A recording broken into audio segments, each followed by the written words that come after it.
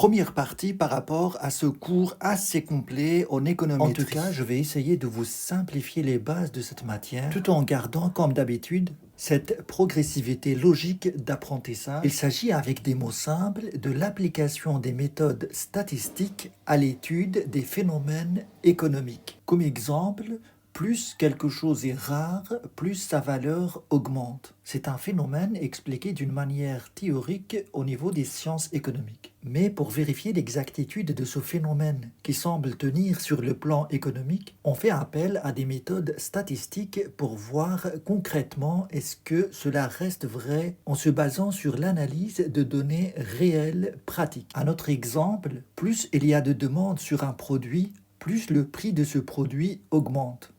Ça peut être plein d'autres choses, comme par exemple, plus il y a de soleil, plus la vente de glace augmentera. Après, il ne suffit pas de vérifier cette relation, mais plutôt d'analyser dans quelle proportion, en fait, l'augmentation de la chaleur, par exemple, influence l'augmentation des ventes de glace. Un gérant d'un magasin remarque, par exemple, l'augmentation de ses ventes et il veut savoir ce qui génère cette augmentation de ventes. Ça peut être plusieurs choses, la publicité du magasin, la relation professionnelle du personnel, l'agencement et l'assortiment des produits du magasin, etc. Il faut savoir à ce stade qu'il y a deux types de variables. Vous avez ce qu'on appelle une variable à expliquer. Dans ce cas précis, par exemple, c'est l'augmentation des ventes. Et vous avez aussi ce qu'on appelle des variables explicatives. Il s'agit des variables qui expliquent la variation des ventes. Je peux vous donner un simple exemple dans ce cas précis. Vous avez la variable à expliquer qu'on va nommer Y et une variable explicative, ça peut être par exemple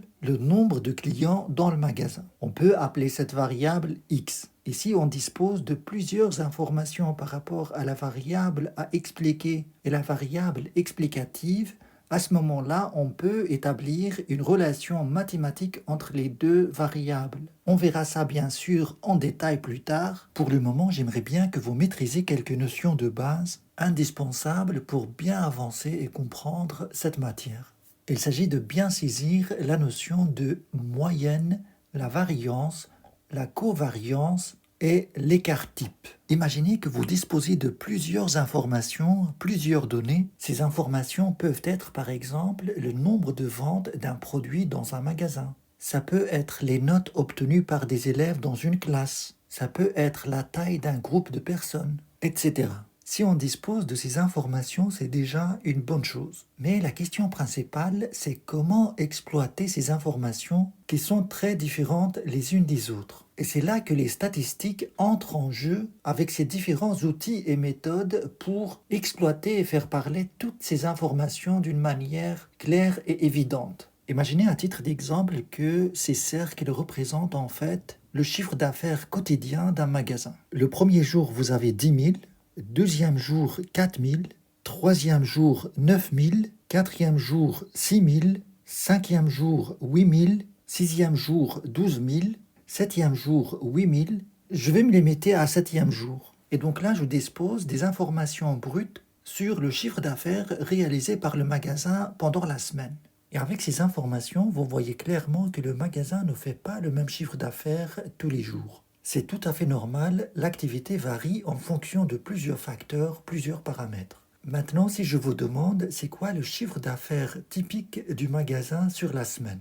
En d'autres termes, si je veux exprimer toutes ces données, tous ces chiffres d'affaires, avec un seul chiffre d'affaires régulier qui va représenter en fait le niveau quotidien de l'activité de cette entreprise sur la semaine. Je veux bien avoir un seul chiffre qui va représenter en fait globalement le chiffre d'affaires réalisé sur la semaine, mais exprimé d'une manière quotidienne. C'est très simple, je prends tous ces chiffres d'affaires, je vais additionner tous ces chiffres d'affaires, la somme de tous ces chiffres d'affaires donne 57 000. Si je divise ce total sur le nombre de jours de la semaine, à savoir 7, je vais avoir un chiffre d'affaires qui va représenter en fait ce que l'entreprise doit générer chaque jour pour arriver à la fin de la semaine à ce total de 57 000. Et c'est bien ce qu'on appelle une moyenne. C'est le chiffre d'affaires moyen. Et ce chiffre d'affaires, dans ce cas, égale 8 142,86. On peut définir donc la moyenne comme la somme de toutes les valeurs d'un ensemble de données divisé par le nombre total de valeurs. L'intérêt de la moyenne, c'est de mesurer la tendance centrale qui nous donne une idée de la valeur typique ou centrale de l'ensemble des données. Si je reprends les données de mon chiffre d'affaires, les valeurs sont en milliers d'euros. La moyenne de ces valeurs, c'est 8,14. Alors, question pour vous, est-ce qu'il n'y a que cette série de données qui donnerait la moyenne de 8,14? Ou bien on peut avoir d'autres données qui donneraient la même chose, 8,14? Certainement, on peut avoir d'autres séries de données qui donneraient la même moyenne de 8,14. Au lieu de 12, vous avez 14 et au lieu de 4, vous avez 2. Dans ce cas aussi, vous aurez la même moyenne de 8,14. Imaginez par exemple qu'au lieu d'avoir 10, vous avez 15 et au lieu d'avoir 6, vous avez 1. Dans ce cas aussi, vous aurez la même moyenne. Et donc, la conclusion de ça, c'est que cette moyenne ne tient pas compte en fait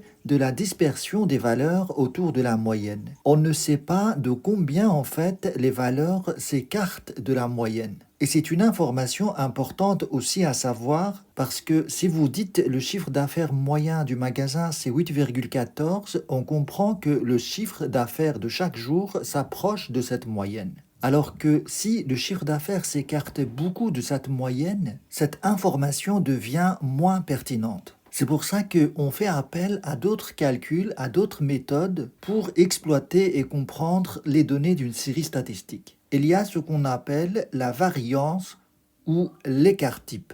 Si la moyenne représente l'ordre, l'équilibre, le centre, la norme autour de laquelle tout s'organise, la variance au contraire traduit le désordre, l'exagération des écarts autour de ce centre, de cette norme, alors l'écart type ramène cette exagération de la variance vers des valeurs du même ordre que les écarts autour de la moyenne. Je vais vous présenter toutes ces notions avec une simplification maximum. Imaginez que les élèves de cette classe ont obtenu les points suivants.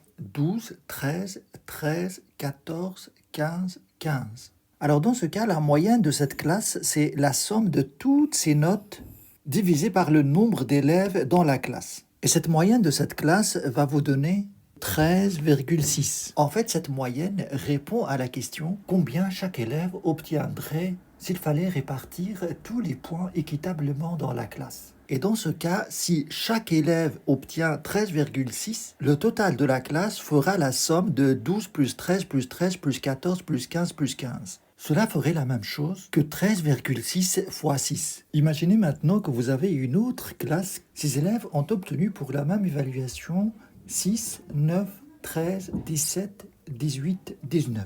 Dans ce cas aussi, le calcul de la moyenne donnerait la même chose, 13,6. Vous pouvez vérifier. Est-ce que vous pouvez me dire c'est quoi la différence entre ces deux classes, sachant que dans ces deux classes, vous avez la même moyenne de 13,6. La différence est claire, dans cette première classe, vous avez des valeurs très proches de la moyenne. Regardons ça de plus près. La moyenne dans ces deux cas se situe à 13,66. Dans cette première classe, on a des valeurs très centrées sur la moyenne. Mais dans cette deuxième classe, on a des valeurs très loin de la moyenne. Bien sûr, on préfère avoir une classe homogène de cette nature qu'une classe très hétérogène de cette nature. Mais cette information ne peut pas être donnée par la moyenne à elle seule. C'est pour ça qu'on fait appel à d'autres indicateurs comme la variance par exemple. Vous avez deux élèves. Ces deux élèves ont obtenu les points suivants.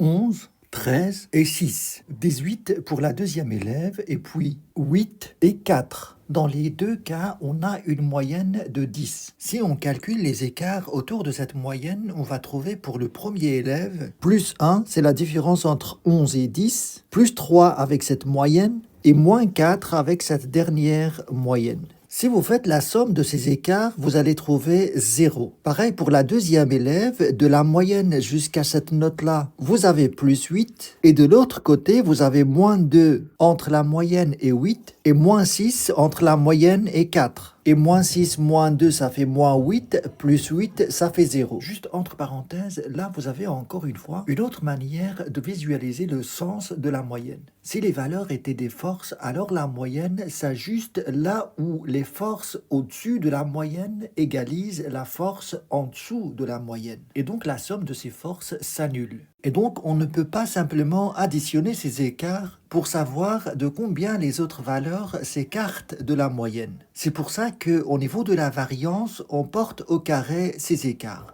Car un chiffre négatif comme -4 par exemple, si on le met au carré, ça devient positif, c'est comme 4 au carré. Et donc le fait de calculer la moyenne de ces écarts au carré, ça donnerait un résultat de la dispersion des valeurs autour de la moyenne. La variance pour le premier élève, c'est -4 au carré plus 1 au carré plus 3 au carré divisé par 3. 3, c'est le nombre de notes de l'élève. Et pour la deuxième élève, la variance, c'est -6 au carré plus -2 au carré plus 8 au carré divisé par 3. Cela donne pour le premier élève 8,66 et 34,66 pour la deuxième élève. Et là, d'après ce calcul, on voit clairement que le premier élève a moins d'écart autour de la moyenne.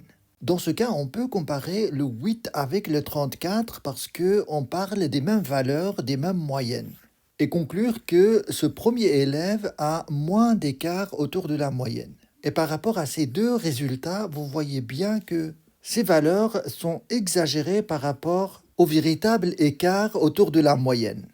Vous avez 34 ici pour la deuxième variance, mais les écarts ne dépassent pas 8 autour de la moyenne. C'est pour ça qu'on fait appel à un autre indicateur qui va ramener cette exagération de la variance à des valeurs du même ordre que les écarts autour de la moyenne. Et cet indicateur, c'est l'écart type. Et la formule de l'écart type, qu'on désigne par sigma, n'est rien d'autre que la racine carrée de la variance. Dans ce cas précis, pour le premier élève, c'est simplement la racine carrée de 8,66. Cela donne pour le premier élève 2,94. Et l'écart type pour la deuxième élève, c'est la racine carrée de 34,66, ce qui fait 5,88. Vous voyez bien que dans ce cas, aussi bien pour l'élève 1 et l'élève 2, que la valeur de ces écarts types est de même ordre que la variation ici des écarts entre la moyenne et les valeurs. En fait, ce 2,94 n'est rien d'autre qu'une sorte de moyenne entre 3, 1 et 4. Et pareil pour 5,88, c'est une sorte de moyenne entre 8, 2 et 6. Si on calcule la moyenne de ces écarts en termes de valeur absolue, on ne serait pas loin de ces valeurs de l'écart type. Pour le premier élève, on va avoir 3 plus 1 plus 4 divisé par 3, ce qui donne 2,66. Et pour l'élève 2, on va avoir 8 plus 2 plus 6 divisé par 3, ce qui donne une valeur de 5,33. Dans les deux situations, on se rapproche en fait de l'écart type. On adopte en général le calcul de l'écart type parce que c'est plus facile à mettre en œuvre et à calculer dans le cas d'une série statistique avec plein de valeurs. Maintenant, pour la formulation et les formules en statistique, on procède de la manière suivante. Si je reprends notre exemple ici, je vais me limiter à ces points. Ces différentes valeurs en statistique, on les désigne par xi. Vous avez par exemple x1, x2, x3, et pour noter ça d'une manière générale, on note xi. Et le i ici, ça peut être remplacé par le 1, le 2, le 3, etc. Et donc la formule de la moyenne, c'est la somme de ces xi divisé par le nombre de valeurs de la série statistique. Ce signe, ça représente simplement la somme. Et donc la moyenne, c'est simplement la somme des valeurs divisée par le nombre de valeurs qu'il y a dans la série statistique. Et souvent, la moyenne, on la désigne par x bar. Et la formule de la variance est la suivante. C'est simplement les écarts des valeurs de la moyenne calculés avec cette formule portée au carré. Et tout ça divisé par le nombre de valeurs de la série statistique. Et souvent, on note la variance comme écart type au carré. Et la dernière notion que nous avons abordée, c'est l'écart type, représenté par le signe sigma, qui n'est rien d'autre que la racine carrée de la variance, que je viens de vous présenter avec cette formule. Tout ce que vous voyez ici à l'intérieur n'est rien d'autre que la formule de la variance. Dans la vie, il y a plein d'événements qui provoquent d'autres événements, soit dans le même sens comme illustré par ces deux mouvements, ou dans un sens inverse comme ces deux mouvements. Exemple, passer plus de temps à étudier, les résultats scolaires s'améliorent. Le salaire augmente et le train de vie augmente parallèlement. ou bien passer plus de temps sur les réseaux sociaux et avoir de mauvais résultats scolaires. On peut avoir plein d'exemples dans la vie pour expliquer la réalisation ou la production d'un événement par d'autres événements. Tu commences à regarder une nouvelle série et ta productivité et tes objectifs restent sur le papier. Bon, ça c'est un exemple un peu exagéré. C'est simplement pour dire que dans la vie, il n'y a rien qui se produit au hasard. Et l'un des indicateurs utilisés en statistique pour détecter cette relation entre deux événements est ce qu'on appelle la covariance. Comment ça marche pratiquement? Je vais vous expliquer ça en détail. Partant de cet exemple très simple, ce tableau montre l'évolution d'un même élève au fil du temps lorsqu'il réduit son temps d'écran et augmente son temps de travail, et cette évolution se traduit par une amélioration progressive de ses résultats. On peut observer au travers ces données une relation inverse entre le temps d'écran et le temps de travail, et une relation positive entre le temps de travail et les résultats. Pour déterminer cette relation dans le cas d'une série statistique très grande où on ne peut pas détecter facilement cette relation qui existe entre ces variables, on utilise la covariance. Pour vous expliquer comment ça marche la covariance, on va se limiter à deux variables que je vais nommer x pour la variable de la première colonne et y pour la variable de la deuxième colonne. Je vous rappelle que cette première variable est une variable explicative et la deuxième variable, c'est la variable à expliquer. Mais dans le cas de la covariance, on ne fait pas cette distinction entre les variables. La formule de la covariance est la suivante. X et Y, c'est nos deux variables étudiées. N, c'est le nombre d'observations ou bien de valeurs dans notre série statistique. Dans notre cas, c'est 4. X, c'est la première variable qui représente le temps de travail en heures par jour. Y, ça représente les résultats scolaires sur 20. X bar, c'est la moyenne de la première colonne et Y bar, c'est la moyenne de la deuxième colonne. La covariance, c'est simplement le produit des écarts autour de la moyenne pour la première variable et pour la deuxième variable. Et ce produit de ces deux écarts va mesurer comment deux variables évoluent ensemble. Je vais vous expliquer davantage de quelle manière on peut détecter soit une évolution à la hausse des deux variables ou bien une évolution à l'inverse quand l'une augmente, l'autre diminue. Dans un premier temps, pour calculer la covariance, on peut développer ce tableau en y ajoutant d'autres colonnes, par exemple de xi moins x bar et yi y bar, pour faciliter au final le calcul de toute la formule. Alors, d'abord, le calcul de la moyenne. Pour la première colonne, c'est 3 heures. C'est la somme de toutes les valeurs divisées par le nombre de valeurs qu'il y a dans la série statistique. Dans ce cas, c'est 4. Et la moyenne de la deuxième variable, avec le même calcul, la somme des valeurs sur le nombre de valeurs, ça donne 12,5. Une fois que vous avez calculé la moyenne des deux variables, on peut ajouter au tableau les deux colonnes par rapport à xi moins x bar et yi moins y bar. Vous pouvez à tout moment mettre à l'arrêt la vidéo pour essayer de votre côté de faire telle ou telle étape dans le calcul de la covariance. Vous devez arriver au résultat suivant. Je garde toujours cette formule de covariance ici quelque part. J'ai ajouté cette colonne-là qui représente en fait les valeurs de la variable x qui sont ici, moins la moyenne de 3 qu'on a calculé précédemment. Et vous allez avoir les valeurs suivantes. Pareil pour la deuxième variable, on va calculer les valeurs de yi moins la moyenne de 12,5 que nous avons calculé avant. Maintenant, on applique tout ça sur la formule de la covariance égale 1 sur 4 fois, on pourrait très bien ajouter une autre colonne qui va faire le produit de xi moins x bar et yi moins y bar. Mais comme il n'y a que 4 valeurs dans cette série statistique, je peux faire cette opération directement ici. Et cela donne au final une covariance de 23. Alors maintenant, comment on peut interpréter ce résultat de 23 ? Il s'agit d'une valeur positive, donc on peut estimer que s'il y a une relation entre la variable x et la variable y, alors cette relation va dans le même sens. Si x augmente, y va augmenter. Et à l'inverse, si la première variable diminue, ça va faire baisser la deuxième variable. Dans notre cas ici, c'est logique et clair, plus on augmente le temps de travail, plus le résultat scolaire augmente. Pardon, ici, j'ai fait une erreur. En fait, le calcul de la covariance, c'est 23 sur 4. J'ai oublié le 1 sur 4 dans mon calcul, ce qui donne un résultat de 5,75.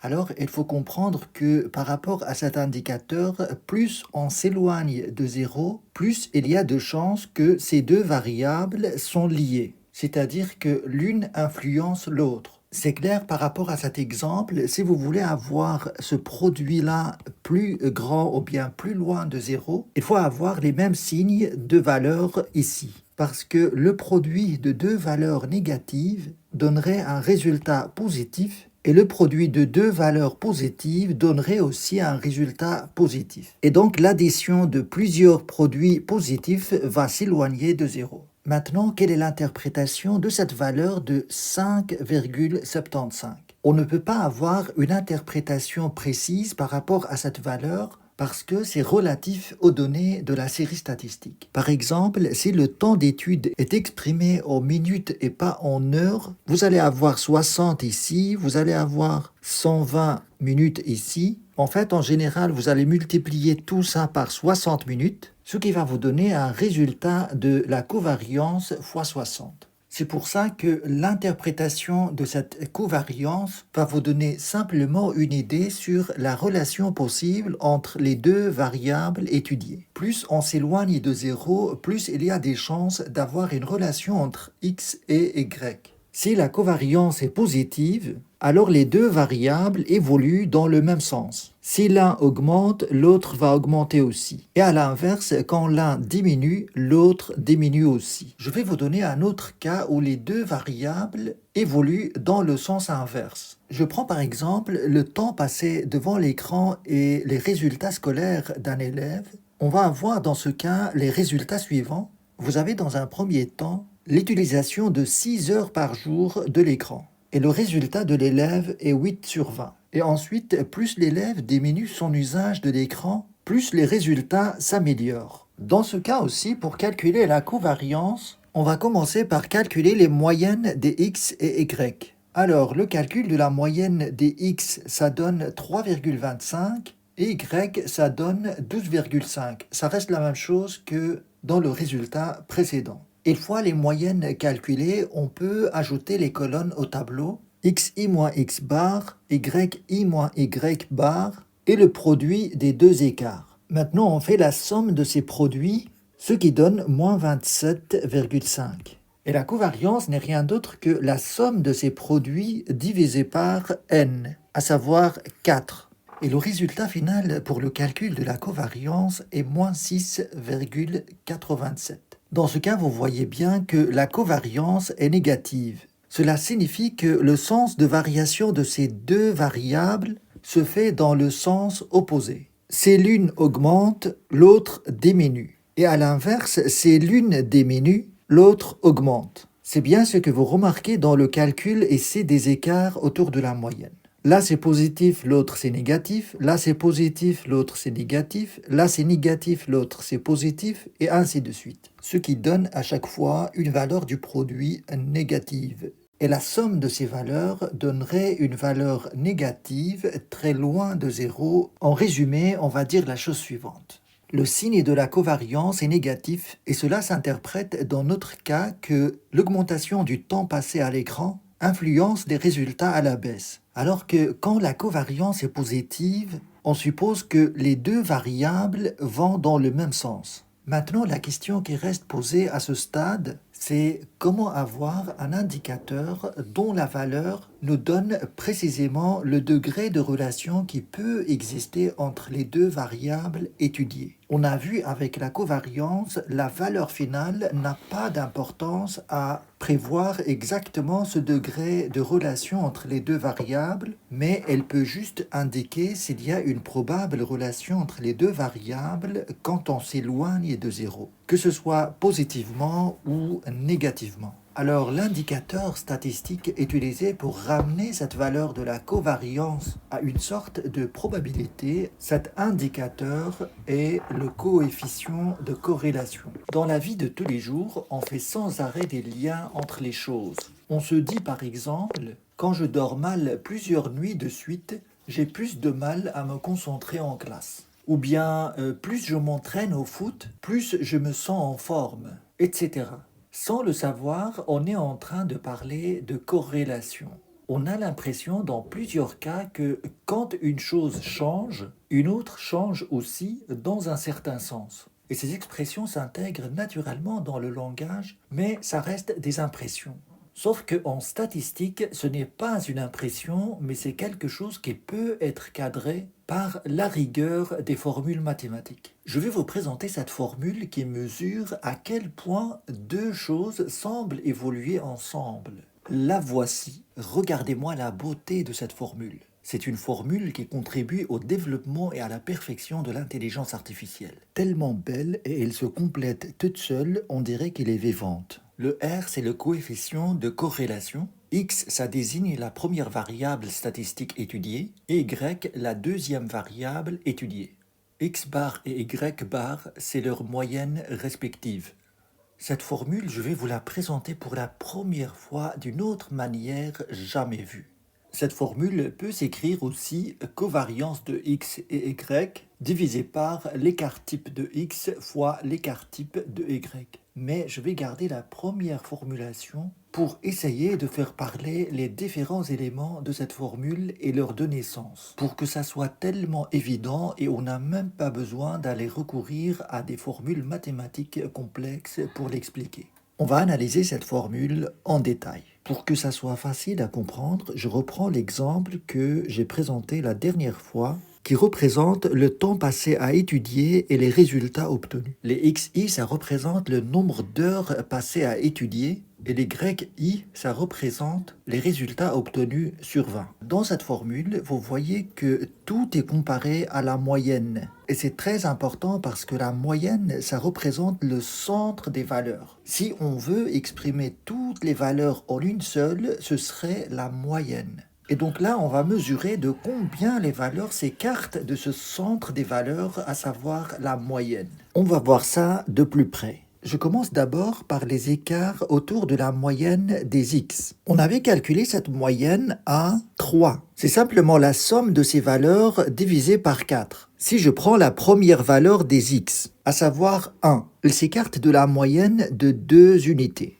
Vous allez voir, c'est très intéressant de schématiser de cette manière. Pour la deuxième valeur, elle s'écarte de la moyenne d'une unité en dessous. Pour la troisième valeur, c'est 4, elle s'écarte d'une unité au-dessus. Et pour la dernière valeur 5, elle s'écarte de 2 unités après 3. Là, vous avez les écarts autour de la moyenne. Et vous pouvez toujours vérifier que vous avez le même nombre d'unités au-dessus que des unités en dessous. Alors dans ce cas aussi, on va tracer une ligne qui va représenter la moyenne. On avait calculé cette moyenne, c'est 12,5. Pour la première valeur de 8, elle s'écarte de cette moyenne négativement de 4,5. La deuxième valeur, 10, s'écarte aussi négativement de cette moyenne de 2 unités,5. Alors par contre, la valeur de 15 se trouve au-dessus de la moyenne avec un écart de 2,5. Et puis la dernière, à savoir 17, s'écarte de la moyenne de 4,5.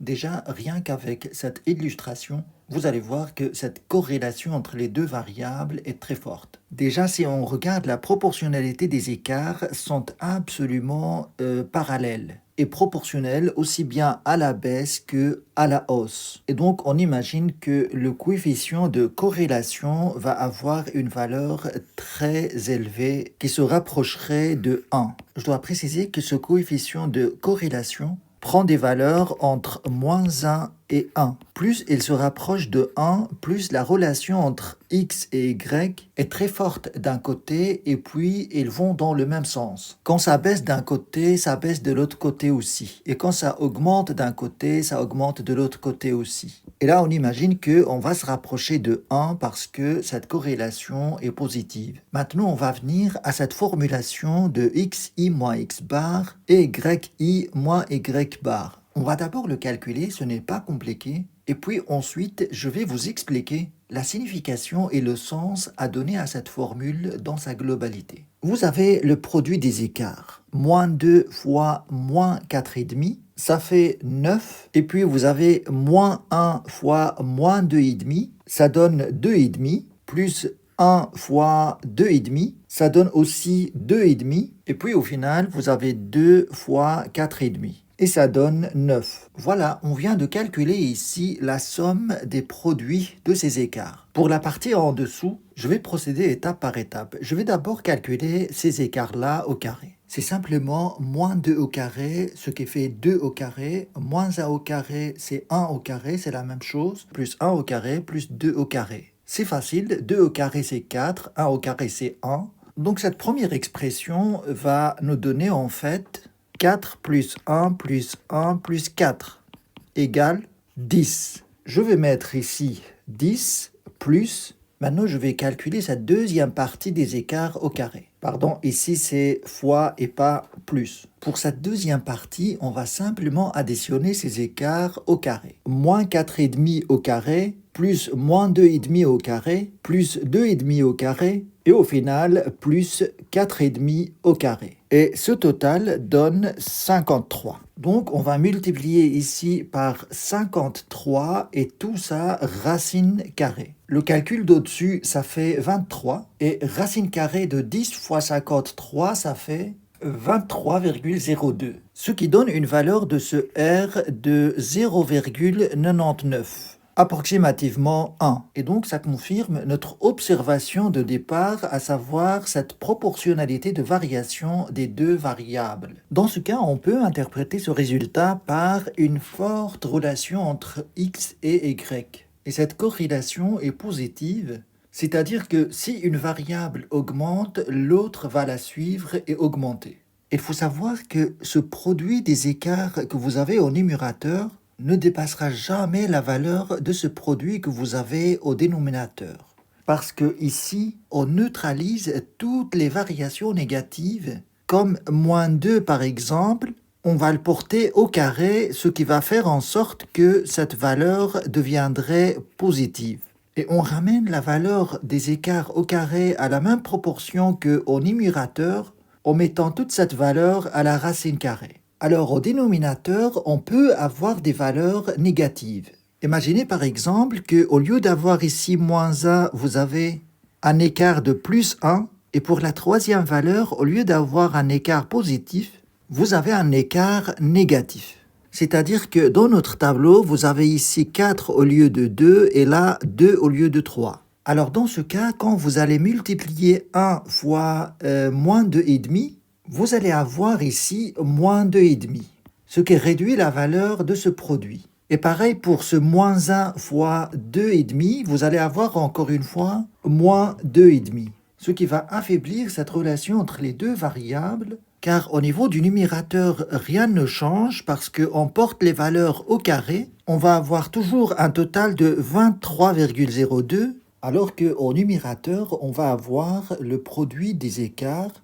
Dans cette situation, c'est moins 2 fois moins 4,5, plus 1 fois moins 2,5, moins 1 fois 2,5, et au final, plus 2 fois 4,5. Ce qui donne une valeur de 13 au lieu de 23 précédemment. Et 13 divisé par 23,02, ça donne 0,56. Ce qui se traduirait plutôt par une faible relation entre les deux variables, ou une relation moyenne. En fait, pour comprendre différemment cette formule, c'est comme si vous avez une urne ou bien des écarts favorables à la corrélation et d'autres pas. Et donc cet indicateur, c'est simplement une sorte de probabilité de tirer de cette urne que les bons écarts qui favorisent la corrélation entre les deux variables, rapportés à l'ensemble des écarts que vous avez à disposition. Mais ce n'est pas véritablement une probabilité parce qu'une probabilité prend des valeurs entre 0 et 1, alors que notre R peut avoir aussi des valeurs entre moins 1 et 0. C'est pour ça qu'on utilise un autre coefficient et à ce moment-là, on parlerait presque d'une probabilité, c'est de porter ce R au carré. Si par exemple vous avez un R égale moins 1, alors R au carré donnerait une valeur de 1. Globalement, ce coefficient de corrélation renvoie bien l'image du poids ou de l'importance des bons écarts qui favorisent une relation entre les deux variables par rapport à l'ensemble des écarts observés. Graphiquement, si je représente mes valeurs ici de ce tableau, je représente sur la première axe notre variable x et sur l'axe des ordonnées, je vais représenter les y.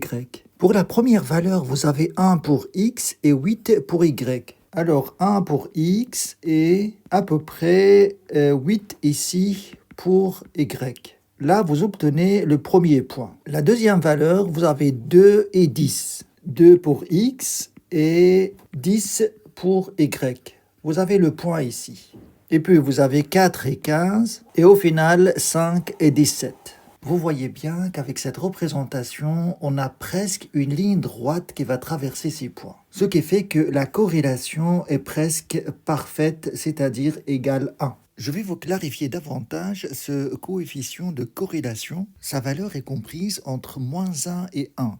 Je peux le présenter encore une fois d'une manière visuelle avant d'utiliser la formule et avancer davantage dans ce cours d'économétrie. Alors prenons un exemple au hasard de deux variables x et y. Je présente ici la moyenne des deux variables et les écarts des autres valeurs autour de la moyenne. Alors je préfère vous présenter les choses de cette manière parce que visuellement vous allez comprendre en fait le sens de la formule qui est très compliquée sur base mathématique. Alors, pour que ça soit sûr, est-ce que vous pouvez me dire c'est quoi les valeurs en fait de la première série et la deuxième série que je présente ici? Pour les x, vous avez la première valeur 8 et puis 3 en dessous de la moyenne, ça fait 4. Et la dernière valeur, 2 au-dessus de la moyenne, c'est 9. Et pour la deuxième variable, vous avez 10 moins 2, ça fait 8. 10 plus 3, ça fait 13. Et 10 moins 1, donc ici c'est en rouge, ça fait 9. Donc là, simplement, vous avez une série statistique des x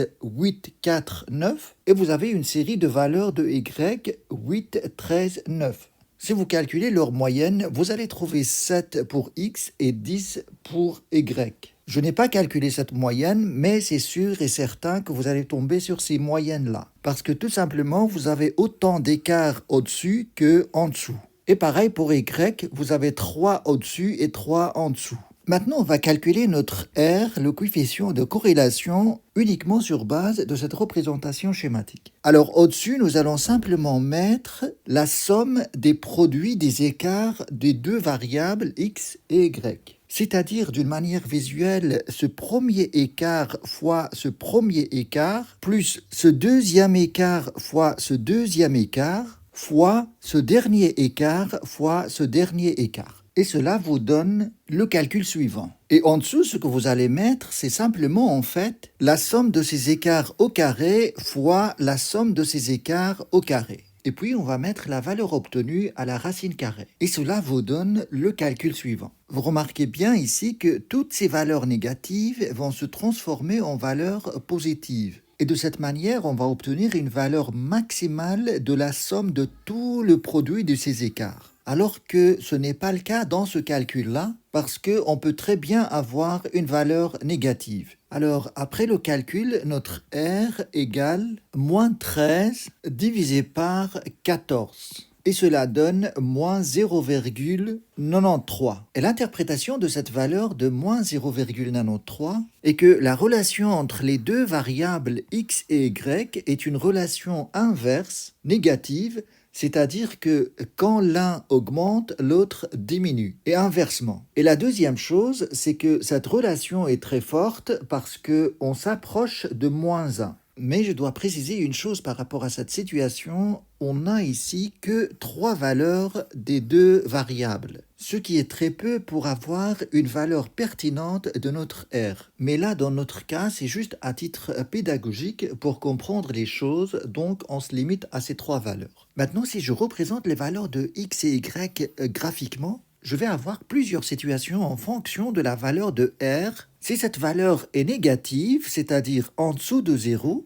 alors dans ce cas, on va avoir en fait une relation inverse entre x et y. Si cette relation est linéaire, on va avoir une droite décroissante de cette manière. Par contre, si la valeur de R est positive et s'approche de 1, alors à ce moment-là, je sais que la relation entre X et Y est croissante. Si c'est une droite, alors ça va être une droite croissante. Et l'autre cas de figure extrême, c'est quand R égale 0, ou simplement se rapproche de 0. Alors à ce moment-là, on estime qu'il n'y a pas véritablement de relation entre X et Y. Et dans les autres cas où R n'est pas nul, on peut avoir des degrés différents de relation entre X et Y. D'une manière générale, si je représente les différentes valeurs de X et les différentes valeurs de Y ici, je vais avoir plein de points dispersés comme ça dans le graphique. C'est bien ce qu'on appelle un nuage de points. Et ce nuage de points peut donner une idée sur la nature de relation entre X et Y.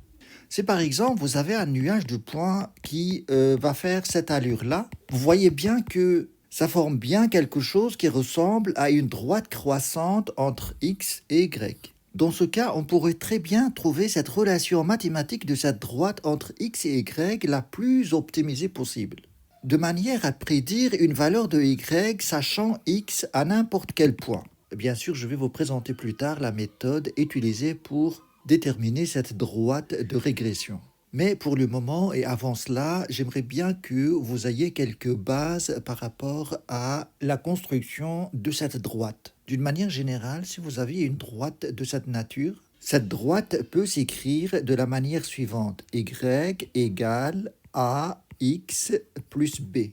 Maintenant, il faut bien comprendre les différents éléments de cette droite. X est une variable statistique, c'est ce que vous avez sur cet axe-là, ça change. Et pareil pour Y, c'est une autre variable statistique qui change en fait en fonction de X. Et donc dans cette relation-là, on n'a pas besoin à chercher une valeur précise de X et une valeur précise de Y parce que c'est des variables qui changent en fonction de l'une ou de l'autre. Mais par contre, notre A ici dans cette équation et notre B, ce ne sont pas des variables, mais ça prend une valeur bien précise et déterminée. La valeur de B, c'est simple, c'est la valeur en fait de Y quand X prend la valeur de 0. Si votre X ici se trouve ici à 0, là on va avoir notre B. Le B se trouve toujours ici à l'origine, mais il faut le déterminer. Je vais vous montrer ça plus tard quand on abordera des exercices pratiques. Maintenant, il reste à savoir qu'est-ce que c'est que ce A dans cette équation. Quand vous déplacez X d'une unité, la valeur de A, c'est simplement de combien il faut monter pour arriver à la droite. A, dans ce cas, c'est cette valeur-là que vous avez ici. Ce A, on l'appelle aussi le coefficient directeur aux pentes de la droite. Et d'une manière générale, ça mesure le degré de l'inclinaison de cette droite. Si on déplace X d'une certaine distance, de combien en fait on va monter pour atteindre la droite? Et la valeur de notre A, c'est simplement cette distance-là sur cette distance. Et donc, plus notre A est grand, plus cette inclinaison est grande. Prenons un exemple pratique pour illustrer ces deux paramètres A et B. Considérons par exemple cette échelle pour X et cette échelle pour Y. Si vous avez cette droite par exemple, alors notre équation Y égale AX plus B peut être déterminée facilement. D'abord le B c'est l'ordonnée à l'origine et dans notre cas c'est clairement 8. Maintenant, notre A, c'est la pente de la droite. Si vous partez de n'importe quel point horizontalement et puis vous montez verticalement vers la droite, dans ce cas, la valeur de A, c'est simplement en fait cette distance-là sur la distance horizontale. Pour que ça soit la plus sûre possible, essayez de détecter sur la droite des points qu'on peut identifier clairement. Quand par exemple, ce point-là, qui est 28, ce point c'est 8, ce point c'est 12, si je prends par exemple cette distance-là et cette distance-là, verticalement c'est 12 moins 8, ça fait 4, et horizontalement c'est 4 aussi. Et donc le A dans notre cas, c'est simplement 4 sur 4. Visuellement, vous avez cette distance plus grande que celle-là, c'est tout simplement parce que l'échelle prise pour X est plus petite que l'échelle des Y. Donc au final, Y égale X plus 8.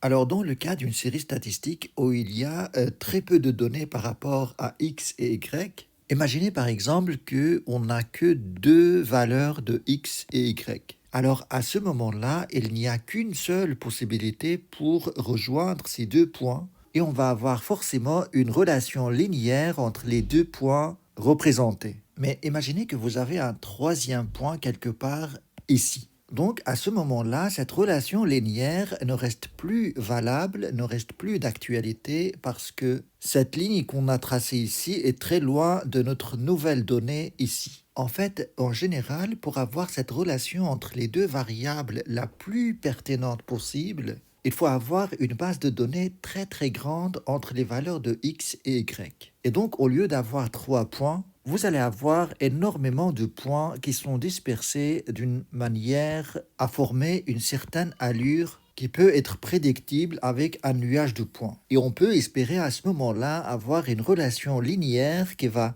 minimiser au maximum ces distances qu'il y a entre les différents points et cette droite-là. Et cela peut être calculé mathématiquement parlant. C'est bien ce qu'on appelle la méthode des moindres carrés. Vous avez une droite de cette forme qui croise l'axe des ordonnées au point B. Vous avez ici l'axe horizontal qui représente la variable x et sur l'autre axe, on a la variable y. Et l'équation de cette droite s'exprime y égale ax plus b. Notre b dans cette équation n'est rien d'autre que l'ordonnée à l'origine, c'est-à-dire que quand x prend 0, y prend la valeur b. Et notre a dans cette équation, ça représente la pente de cette droite. Plus cette pente est grande, plus le a est grand. Je vais vous expliquer comment trouver cette équation dans le cas d'une relation linéaire entre deux variables statistiques, en utilisant la méthode des moindres carrés. Je prends un exemple simple pour vous expliquer comment ça marche cette méthode. Je vais reprendre une représentation des deux variables x et y. Pour que ça soit clair, on va dire que x représente le nombre passé à étudier une matière et y la note obtenue par rapport à cette matière. On va dire qu'on dispose de ces observations.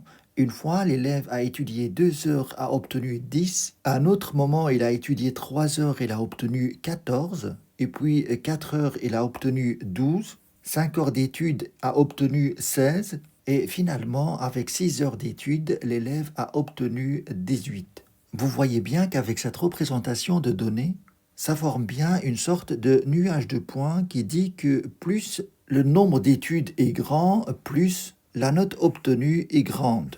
Et avec la méthode des moindres carrés, on peut obtenir cette droite qui va représenter cette relation entre le nombre d'études et la note obtenue. Et cela en minimisant au maximum les écarts qu'il y a entre les points et cette droite-là.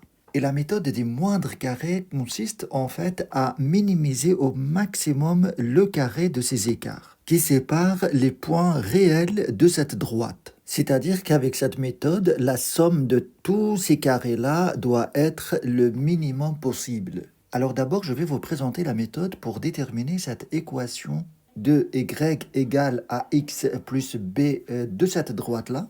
Et puis, je vais vous expliquer le sens des choses et des formules utilisées. Tout d'abord, il faut savoir que cette ligne ou bien cette droite-là passe sur le centre de ces écarts. Et comme vous le savez maintenant, la moyenne des données statistiques représente le centre des données. Donc, on a une première propriété qui va déterminer cette droite, c'est que le point représenté par la moyenne des x et la moyenne des y doit forcément se situer sur cette droite-là. Ce qui fait que le point de coordonnées y bar et x bar vérifie bien cette relation entre x et y. Et le fait de remplacer y par sa moyenne et x par sa moyenne permet de trouver la valeur de b. Et notre a dans l'équation peut se déterminer par a égale la covariance de x, y divisé par la variance de x. Je vais vous expliquer bien sûr plus tard le sens de cette formule aussi. Mais pour le moment, essayons d'appliquer un peu cette méthode à ces données que je viens d'improviser ici dans cet exercice. Je demande à Gemini 3 de me représenter d'une manière claire ces données. L'objectif, c'est de trouver cette relation, cette équation entre les notes obtenues et le nombre d'heures étudiées, exprimée dans la relation y égale à x plus b. Vous avez les données statistiques. Dans la première colonne, on suppose que c'est des élèves différents, mais ça peut être un même élève qui a testé d'étudier 2 heures, et puis 3 heures, 4 heures, 5 heures, 6 heures, et voir la note obtenue Donc vous avez le nombre d'heures étudiées dans la deuxième colonne et puis la note obtenue. Pour calculer la covariance et la variance de x, on va ajouter deux colonnes. X au carré, donc vous avez 2 au carré, ça fait 4, 3 au carré, ça fait 9, 4 au carré, ça fait 16, etc. Et la dernière colonne, x fois y, vous avez 2 fois 10, ça fait 20, 3 fois 14, 42, 4 fois 12, 48, etc. D'abord, on calcule la moyenne des x et la moyenne des y. La moyenne n'est rien d'autre que la somme des valeurs divisée par le nombre de valeurs. Pour x, vous avez un total de 20 sur 5, ça fait une moyenne de 4. Et pour la moyenne de y, on fait la somme de la colonne, ça fait 70, divisé par le nombre de valeurs, à savoir 5. Cela donne une moyenne de 14. Alors, une fois que nous avons ces moyennes, on peut calculer la pente par la formule la covariance xy sur la variance x. Pour la somme des x fois y, vous l'avez dans le tableau. À la dernière colonne, vous avez 298. C'est ce que vous voyez dans la formule ici. Moins n fois x bar fois y bar. Tout ça divisé par la somme des x au carré, que vous trouverez dans le tableau aussi à la quatrième colonne, moins n fois x bar au carré. Et cela vous donne une pente de 1,8. Pour trouver b dans l'équation, il faut appliquer en fait la moyenne dans l'équation et on trouvera un b égale 6,8. En fait, il s'agit d'une note que l'élève peut obtenir sans même étudier. Et au final, vous avez votre équation y égale 1,8x plus 6,8. Et graphiquement, on peut tracer cette droite qui passe près de toutes ces valeurs-là observées. Et cette équation, ça permet de prévoir la note approximative à avoir en fonction du nombre d'études qu'on va consacrer. Comme par exemple, on va dire consacrer 7 heures d'études. Vous allez avoir à peu près 19 sur 20. Si vous faites 5 heures d'études, vous allez avoir à peu près 16 sur 20. Et une heure d'étude, par exemple, vous allez avoir 8,6. Ainsi de suite. Maintenant, j'aimerais bien vous expliquer le sens derrière ces formules, par exemple de A, la pente de la droite, qui peut être obtenue par la division de la covariance sur la variance de x. Pourquoi on divise la covariance sur la variance de x pour trouver la valeur de la pente de la droite? Avant cela, je vais vous présenter les différentes formules utilisées pour la covariance et la variance. Pour la covariance, vous avez deux formules utilisées. Vous avez cette première formule qu'on peut développer pour devenir cette deuxième formule qui représente la moyenne des produits moins les produits des moyennes et qui donne la valeur de la covariance. Cette deuxième méthode est préférée parce que ça permet de simplifier le calcul. Mais la formule de base de la covariance, c'est bien la moyenne des produits des écarts, c'est-à-dire la somme des écarts autour de la moyenne de la première variable fois les écarts de la deuxième variable. Et à chaque fois, on divise par n le nombre de valeurs observées. À ce sujet, il y avait un commentaire qui disait qu'il faut diviser par n-1 et non pas n. Je vais vous expliquer plus tard quand est-ce qu'on divise par n-1 et quand on divise par n et pourquoi faire. Mais pour le moment, on va adopter la formule normale, à savoir diviser par n. Alors, par rapport à la variance, il y a aussi deux formules adoptées. La formule de base, c'est cette première formule, à savoir la moyenne des carrés des écarts. Mais cette formule peut être développée pour devenir cette deuxième formule qui est plus rapide dans les calculs. Et donc dans les tableaux, on utilise souvent cette formule parce que ça permet de calculer rapidement la variance. Et cette formule, c'est simplement la moyenne des x au carré moins le carré de la moyenne. Je vais revenir à ces différentes formules, mais pour le moment, j'aimerais bien vous expliquer pourquoi cette formule de covariance sur la variance pour exprimer cette valeur de la pente de la droite. Alors, prenons un exemple très simple pour capter la logique derrière la formule. Je vais illustrer par ces deux lignes en fait la moyenne de x et y. Je vais représenter la variable x en bleu et la variable y en rouge. Imaginez une covariation parfaite entre x et y. Par exemple, dans le même sens. On va donner quelques valeurs, x s'écarte de la moyenne pour la première valeur de 2 unités, y s'écarte au même temps de 2 unités aussi de la moyenne. Et puis dans la deuxième observation, on a x qui s'écarte de sa moyenne de 3 unités mais dans le sens négatif. Et vous avez y qui suit la même tendance, qui s'écarte de sa moyenne de 3 unités négativement. Et puis à la troisième observation, vous avez x qui s'écarte de sa moyenne d'une unité et y aussi s'écarte positivement de sa moyenne d'une valeur. Alors, à votre avis, dans cet exemple, intuitivement, ce serait quoi la valeur de A, la pente de la droite? Ce serait simplement la valeur de 1, parce que si on change x d'une unité, y change d'une unité aussi. Mais cette valeur est donnée d'une manière intuitive. On va voir avec les formules, est-ce qu'on va arriver à la même valeur de 1? Et vous allez voir qu'avec ces représentations très simples, vous allez comprendre et donner sens à cette valeur de A, ou plutôt à cette formulation de la pente. Je vais calculer d'abord la covariance, qui n'est rien d'autre que la somme de produits de ces écarts. Le premier écart, deuxième écart, troisième écart. Divisé par n dans ce cas c'est 3 valeurs, donc 3. Vous avez au premier écart 2 fois 2 ça fait 4, deuxième écart moins 3 fois moins 3 ça fait 9, et les deux derniers écarts ça fait 1 fois 1 ça fait 1. Donc la covariance c'est la somme de ces produits des écarts divisé par 3, ce qui fait 14 sur 3. Maintenant, je vais calculer la variance de x. Et la variance de x, c'est simplement ces écarts-là portés au carré. Vous avez le premier écart 2 au carré, ça fait 4, moins 3 au carré, ça fait 9, et le troisième écart, 1 au carré, ça fait 1. Et la somme de tous ces écarts au carré, ça donnerait 14, divisé par 3 valeurs, ça fait 14 sur 3. Vous voyez que notre intuition d'avoir une valeur de 1 pour la pente se réalise avec la formule, donc on va avoir ici 1. En fait, dans cet exemple, vous avez une variabilité parfaite de y par rapport à x. Ce qui fait que la covariance dans ce cas n'est rien d'autre que la variance de x. C'est comme si cette deuxième variable que je représente en rouge dans ces écarts n'est rien d'autre que notre variable x. C'est pour ça que vous avez la variance de x n'est rien d'autre en fait que la covariance de x et x.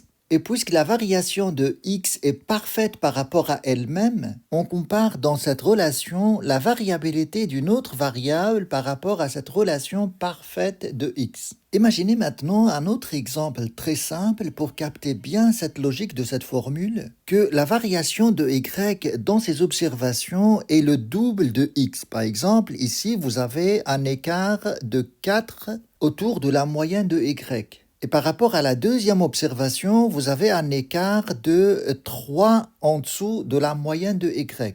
Et pour la dernière observation, vous avez un écart de 2 au-dessus de la moyenne de y.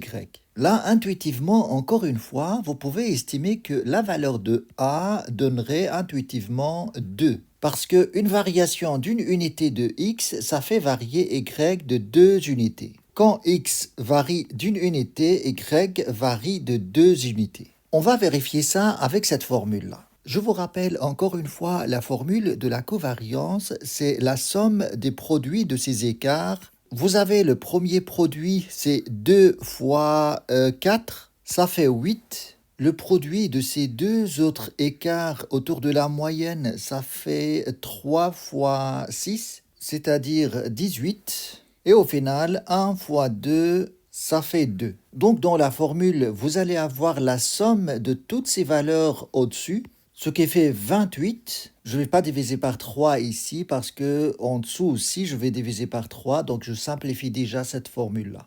Et par rapport à la variance, on l'a déjà calculé, c'est 14. Vous voyez bien que la valeur finale, c'est 2. Voilà, j'espère que cette visualisation vous permet de donner sens à cette formule. Bien sûr, ici, je vous donne des exemples très clairs et poussés à l'extrême où il y a une relation parfaite entre la variation de x et la variation de y. Mais ça marche aussi quand on a une variabilité entre x et y qui n'est pas toujours constante et proportionnelle. En fait, dans ce cas, l'idée de base, c'est de voir à quel point la variabilité d'une variable autour de sa moyenne correspond à la variabilité de l'autre moyenne. Et si on estime qu'il y a une relation entre les deux variables x et y, cette variabilité est souvent très proportionnelle d'une observation à l'autre. C'est-à-dire que si je continue le cas de cet exemple, vous avez dans la première observation x qui s'écarte de sa moyenne d'une certaine proportion, et vous avez y qui va dans l'autre sens avec une même proportion. Ici, dans la deuxième observation, on voit que x s'écarte largement de sa moyenne, mais dans le sens négatif. Alors, s'il y a une relation proportionnelle ou bien linéaire entre les deux variables, on s'attendrait que y part dans l'autre sens avec une même proportion. Ainsi de suite pour les autres observations. Je vais appliquer cette même méthode sur l'exercice que j'ai présenté au départ, à savoir celui-ci. La première variable représente le nombre d'heures d'études et la deuxième variable représente la note obtenue. La moyenne de y, c'est 14 et la moyenne des x, c'est 4. Je n'ai besoin que de ces données-là et on va voir visuellement de quelle manière les valeurs s'écartent de la moyenne. Donc je rappelle simplement que la moyenne des x, c'est 4 et la moyenne des y, c'est 14. Si je représente les moyennes avec cette ligne-là, vous avez pour la première valeur de x, elle s'écarte de la moyenne de 2 en dessous de la moyenne. Donc vous avez ici 2 valeurs en dessous de la moyenne. Et la valeur de y, à ce moment-là, s'écarte de 4 valeurs en dessous de la moyenne. Je vais représenter ça de cette manière. Pour la deuxième valeur de x, s'écarte d'une unité en dessous de la moyenne. Par contre, y se trouve à la moyenne, donc c'est 0 ici. Et puis la troisième valeur x se trouve à la moyenne et y en dessous de la moyenne de 2 unités. Ensuite, x se trouve une unité au-dessus de la moyenne et y de 2 unités au-dessus de sa moyenne. Et au final, 2 unités pour x et 4 pour y. La formule de la pente de la droite, c'est toujours la covariance xy sur la variance de x. La covariance, c'est simplement la somme des produits de ces écarts. C'est très simple, je peux le faire rapidement. Le produit de ces deux écarts, ça fait 2 fois 4, ça fait 8. En fait, c'est moins 2 fois moins 4, ça fait la même chose, 8. Là, vous allez avoir 0 parce que l'écart de la deuxième variable, c'est 0. Pareil pour la troisième valeur, vous avez x s'écarte de 0 valeur de la moyenne. Et puis, vous avez 1 fois 2, ça fait 2. Et 2 fois 4, ça fait 8. Donc en numérateur, on va avoir simplement la somme de ces valeurs. Vous avez 8 plus 2 plus 8, ça fait 18. Divisé par la variance de x. La variance de x, c'est simplement en fait la somme de ces écarts portés au carré. Vous avez 2 au carré, ça fait 4, moins 1 au carré, ça fait 1, 0 au carré, ça fait 0, 1 au carré, ça fait 1, et 2 au carré, ça fait 4. La somme de tout ça, 4 plus 1 plus 1 plus 4, ça fait 10. Et 18 sur 10, ça fait notre valeur que nous avons trouvée autrement, 1,8. Je vais vous montrer visuellement l'intérêt de la méthode des moindres carrés. Je vais partir d'un exemple très simple. Je veux savoir par exemple s'il y a une relation linéaire entre les dépenses publicitaires et le chiffre d'affaires réalisé.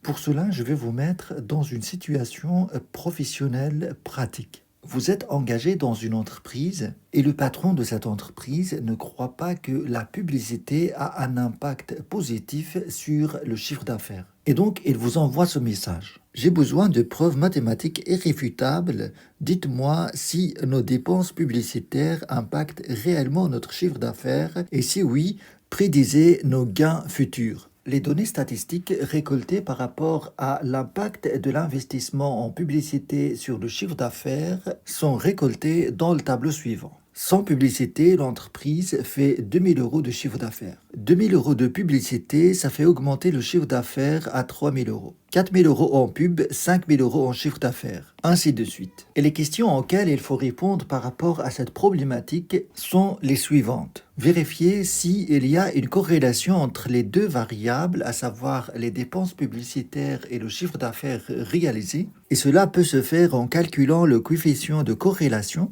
S'il y a une relation entre les deux variables, alors il faut déterminer l'équation y égale ax plus b.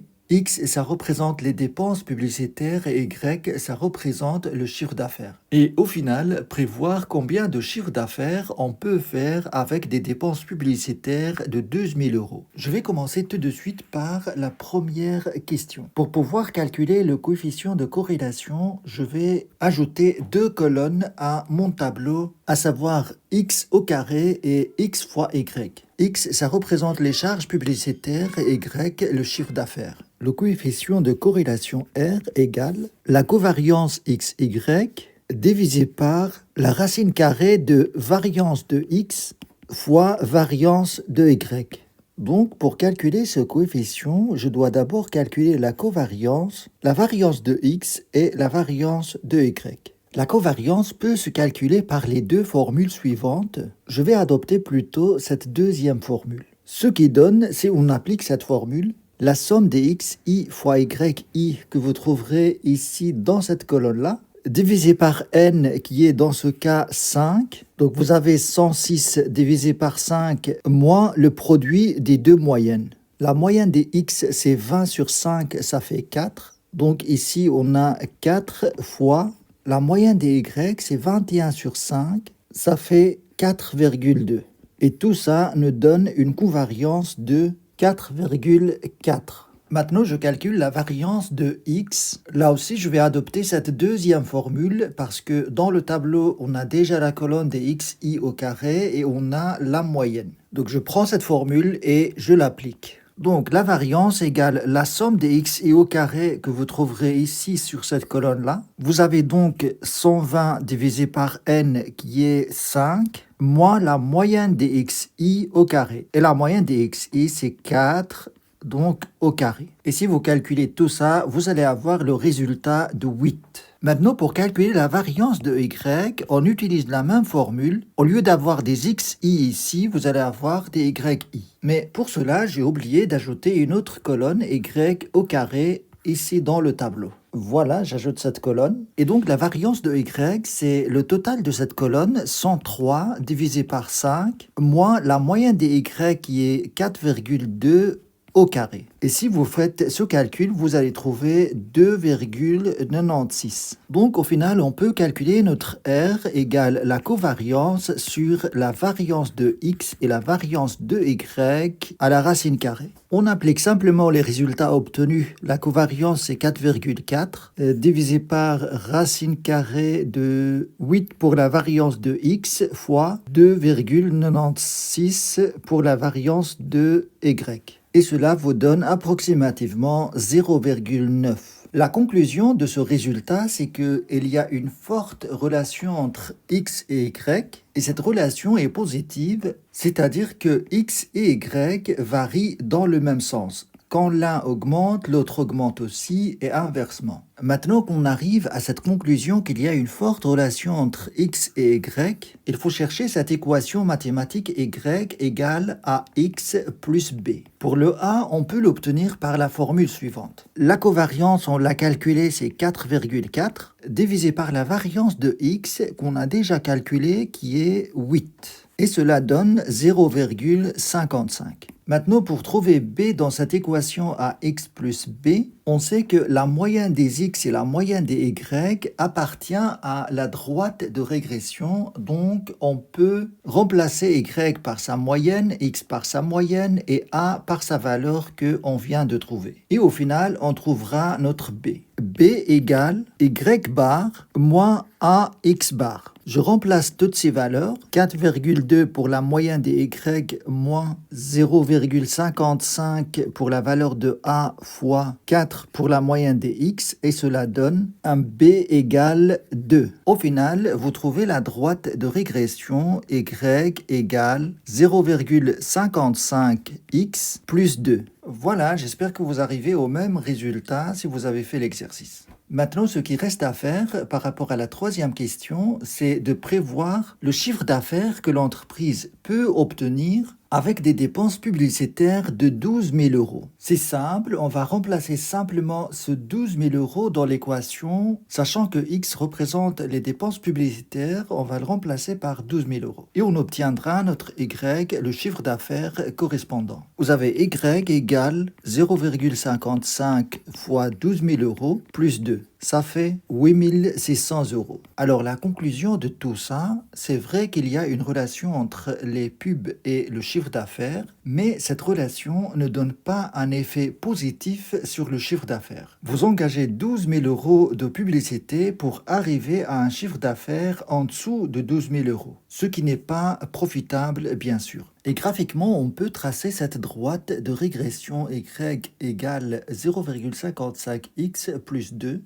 Et dans cette illustration, vous pouvez vérifier que la somme des carrés des écarts par rapport à cette droite est le minimum possible. Ici, dans ce cas, ça représente 2,7. Regardez par exemple, si j'augmente l'ordonnée à l'origine, qu'est-ce qui se passerait par rapport à cette valeur? Eh bien, ça part à la hausse. Et si je baisse l'ordonnée à l'origine, je vais avoir l'effet inverse aussi. Ça va faire augmenter la somme des carrés des écarts. Donc par rapport à cette valeur de B, c'est la valeur optimale. Et pareil par rapport à la pente, si j'augmente cette pente, eh bien vous voyez que la somme des carrés des écarts donne une valeur très élevée. Pareil, si je réduis en fait en dessous de 0,55, vous allez avoir un autre effet, c'est d'augmenter ces carrés des écarts. Et donc mathématiquement parlant, la valeur idéale pour la pente de cette droite, c'est 0,55.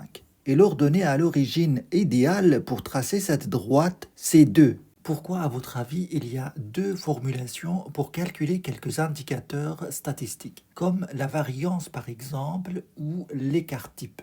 Dans une formule, on divise par n-1 et dans l'autre, on divise par n. Quand on divise par n, on se réfère à une population. Et quand on divise par n-1, on se réfère à un échantillon. Mais la question reste toujours posée, pourquoi faire? C'est bien ce que je vais vous expliquer d'une manière simplifiée. Si on veut étudier par exemple les caractéristiques d'une population d'un pays, ça demanderait énormément d'efforts et c'est presque impossible. C'est pour ça qu'on se réfère à un échantillon représentatif pour analyser tel ou tel phénomène dans la population entière. Mais les indicateurs et les mesures qu'on va avoir par rapport à cet échantillon ne correspondraient pas exactement à ce que donnerait l'analyse de la population tout entière. Pour illustrer cela, je vais prendre un exemple très simple d'une petite population composée de 6 élèves. Ils ont les points suivants par exemple 7, 9, 13, 15, 16, 18. Si par exemple mon objectif c'est d'étudier simplement cette classe, cette population, je vais utiliser les formules habituelles, normales, où on divise par n. Vous allez avoir une moyenne de 13, c'est la somme des valeurs divisée par le nombre de valeurs, et une variance de 15 et un écart type de approximativement 3,87. On va garder ces indicateurs liés à la population entière et on va essayer de sélectionner à chaque fois un échantillon pour voir ce que donnerait en fait la mesure avec la division sur n et la division sur n-1. Je vais commencer par sélectionner cet échantillon par exemple. La moyenne de cet échantillon est 13,33. La variance, si je divise par n, à savoir dans ce cas 3, est de 9,55. Et l'écart type est approximativement 3,09. Alors regardez bien maintenant si je divise par n-1, ce que j'obtiendrai comme résultat. n-1 dans ce cas c'est 3-1, ça fait 2. Je divise donc 28,66 par 2, ça fait 14,33 pour obtenir la variance. Et la racine carrée de cet écart type donnerait 3,78. Vous voyez bien que cet écart type en divisant par n-1 est très proche de l'écart type de la population. Et pareil pour la variance, 14,33 est très proche de 15 que 9,55. Et pareil si je prends un autre échantillon comme par exemple 15, 13, 9. J'aurai un écart type de 2,49 dans le cas où je divise par n et un écart type de 3,05 si je divise par n-1. Mais cette approximation ne fonctionne pas toujours. On peut avoir des cas, comme par exemple 9, 16, 18, qui donnerait un écart type de 3,85 si on divise par n et 4,72 si on divise par n-1. Mais dans une population plus large, cette correction fonctionne dans la plupart des cas. Et cette correction, à savoir diviser par n-1 au lieu de n, s'appelle la correction de Bessel. Et jusqu'à l'instant, je n'ai toujours pas répondu à la question « Pourquoi faire ?» Je pars toujours de cet exemple, la moyenne de cette population est 13 dans ce cas. Et toute l'analyse de cette population va se baser sur les écarts par rapport à cette moyenne. Bien sûr, dans ce cas, c'est juste un exemple pour montrer pourquoi on divise par n-1. Dans la réalité, on ne connaît pas la moyenne de la population. C'est pour ça qu'on fait appel à l'analyse d'un échantillon au lieu de la population. Et on espère que cet échantillon représenterait au maximum toute la population. Sauf que cet échantillon qu'on va prendre en compte va avoir dans la plupart des cas une moyenne différente de celle de la population. Prenons ici quelques exemples. Si je sélectionne par exemple cet échantillon, je vais avoir une moyenne de 12. Et si je sélectionne un autre échantillon, comme celui-là par exemple, je vais avoir une moyenne de 14. En fait, globalement, dans la plupart des cas, je vais me retrouver avec une moyenne d'un échantillon qui se trouve au-dessus ou bien en dessous de la moyenne de la population. Si j'adopte par exemple ce premier échantillon, tous les calculs que je vais faire par rapport à la variance, l'écart type et autres calculs vont être basés sur cette moyenne de 12 qui se trouve en dessous de la moyenne véritable de la population. Sauf que ce que je cherche à étudier, c'est la population et non pas l'échantillon, qui ne représente qu'un moyen pour analyser la population. Et donc cet écart de la moyenne de l'échantillon et la moyenne de la véritable population va biaiser les résultats obtenus. D'une manière générale, si vous avez une moyenne d'un certain nombre de valeurs qui s'écartent de la moyenne de la manière suivante, il faut comprendre dans ce cas que cette moyenne, c'est la seule valeur qui va minimiser au maximum ces écarts. Si je déplace cette valeur soit au-dessus ou bien en dessous de ce niveau-là, eh bien les écarts des autres valeurs par rapport à ces niveaux deviendraient plus importants. Ce qui fait que l'analyse des indicateurs par rapport à l'échantillon donnerait une valeur moins importante que la valeur qu'on obtiendrait en comparant avec la véritable moyenne de la population. Pour s'approcher de cette moyenne de la population, on divise par n-1 au lieu de n, ce qui donnerait une variance par exemple plus importante que celle de l'échantillon. Parce que plus on divise par une valeur moins élevée, le résultat de tout ça deviendrait plus élevé. Et donc, on se rapprocherait de la véritable valeur liée à l'analyse de la population. Maintenant, je vous laisse en commentaire me dire pourquoi exactement n-1 et non pas n-2 ou 3 ou 4, etc. Je suis curieux de savoir ce que vous en pensez. Je vais prendre quelques exemples très simples pour illustrer de cette manière. Vous avez une moyenne d'un échantillon de 14. Dans cet échantillon, on va prendre 3 valeurs qui s'écartent de cette moyenne de la manière suivante. L'écart type de cette série statistique peut se calculer de la manière suivante. 2 au carré plus moins 3 au carré plus 1 au carré, divisé par n, à savoir 3. Et tout ça mis à la racine carrée. Cela donne 2,236. Imaginez maintenant que la moyenne de la population se situe à 13. Si je prends les écarts de ces mêmes valeurs de l'échantillon, je vais avoir l'écart type suivant pour la population, ce qui donnerait une valeur plus importante que celle obtenue avec la moyenne de l'échantillon. On va avoir dans ce cas 2,38. Et donc pour se rapprocher un petit peu de cette valeur, on divise plutôt par 2 et non pas 3. Voilà, je dois préciser que dans ce cas, je me base sur très peu de données, juste pour vous rapprocher l'idée et vous simplifier les concepts. Mais plus la population est grande, plus cette approximation est pertinente. Je vais vous présenter maintenant la méthode des moindres carrés. La relation entre deux variables statistiques peut être représentée par des points dans le graphique. Par exemple, si la variable x représente le nombre d'heures que je passe à étudier, et la variable y représente le résultat obtenu à chaque évaluation.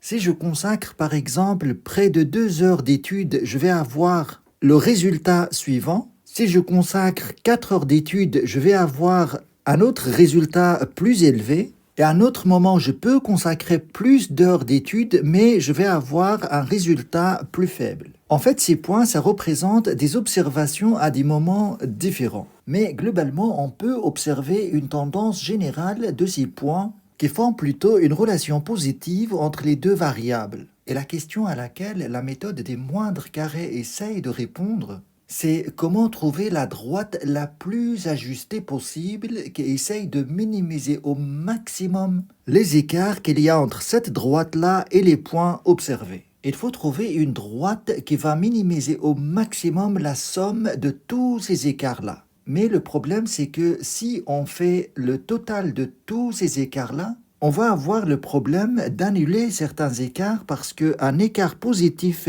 plus un écart négatif va avoir l'effet d'annuler certains écarts au lieu de les additionner. C'est pour ça qu'on va porter tous ces écarts au carré. Dans ce cas, peu importe le signe de cet écart, soit positif, soit négatif, le fait de porter l'écart au carré, on obtiendra toujours une valeur positive.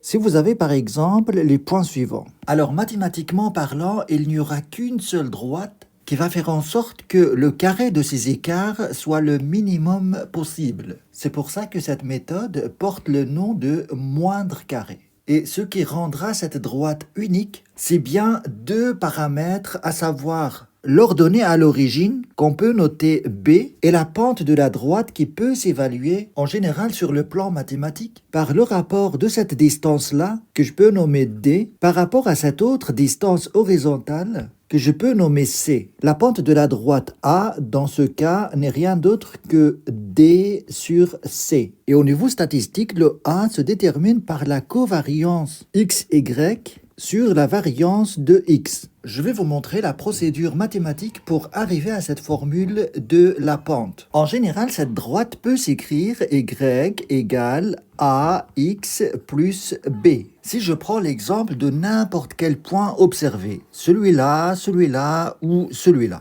eh bien le but de la méthode des moindres carrés, c'est rendre cet écart-là le minimum possible. Et la somme de tous ces écarts-là peuvent s'écrire mathématiquement. Si je prends en compte cet écart-là et que je nomme d'une manière générale ce point I, donc les coordonnées de ce point I, c'est YI, XI. Et les coordonnées du point qui se trouve sur cette droite-là, c'est simplement YC si je nomme ce point C et XI sur l'axe des abscisses. Mais puisque ce point appartient à la droite, je peux en fait réécrire YC se forme à XI plus B. Donc je remplace ici le YC par AXI plus B. Et donc cet écart-là n'est rien d'autre en fait que YI moins AXI plus B. C'est simplement ce point-là moins ce point-là. Ça fait cet écart. Et si je porte au carré cet écart-là, j'obtiens en fait une fonction que je peux appeler E qui prend comme variable les deux paramètres A et B. Ou plutôt la somme de tous les points observés XI et YI. En propre, vous avez la fonction E qui représente la somme des écarts au carré. Cette fonction dépend de deux variables A et B.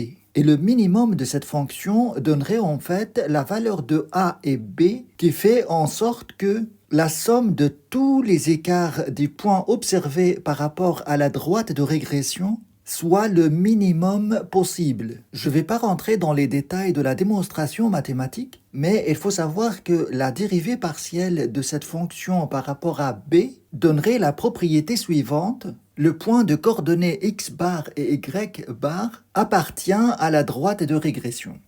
Là, la dérivée partielle de E par rapport à B doit égaliser 0 pour arriver au minimum de cette fonction. Et le minimum de cette fonction, c'est ce qui fait en sorte que cet écart est le minimum possible. Et la dérivée partielle de cette fonction par rapport à A égale 0, ça donnerait en fait l'autre propriété, à savoir A égale covariance XY divisé par la variance de X. C'est-à-dire qu'au minimum de la fonction A égale covariance sur la variance de x. Et à travers ces deux propriétés, à savoir la moyenne des x et la moyenne des y appartiennent à la droite, et la valeur de A est définie par la covariance sur la variance de x, on peut trouver cette équation y égale ax plus b d'une manière générale. Il faut juste remplacer dans l'équation A par sa valeur covariance sur variance de x et B par y bar moins ax bar. Ça vient simplement de cette propriété. Voilà, est-ce que c'est clair ou vous avez encore besoin d'explications? Je peux bien sûr détailler les démonstrations qui arrivent à ces deux propriétés si cela vous intéresse.